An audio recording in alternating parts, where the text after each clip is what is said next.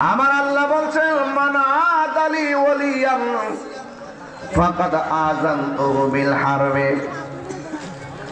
যারা ওলি আল্লাহদের সঙ্গে বিয়াদবি করে, যারা ওলি আল্লাহদের সঙ্গে দুশমনি করে, আমার আল্লাহ বলেন আমি আল্লাহ ডাইরেক্ট তাদের সঙ্গে যুদ্ধের ঘোষণা করি।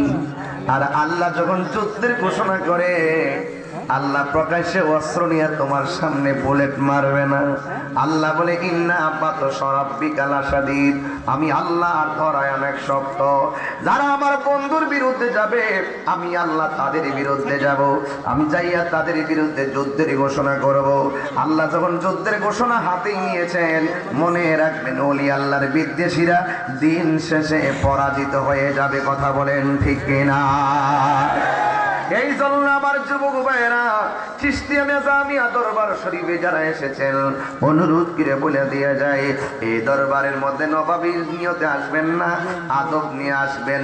আর সুন্নিরা আমলের সবক দেওয়ার আগে, নামাজের সবক দেওয়ার আগে, রোজার সবক দেওয়ার আগে, হজের সবক দেওয়ার আগে, যাকাতের সবক দেওয়ার আগে সুন্নিরা আদবের শিক্ষা দেয়।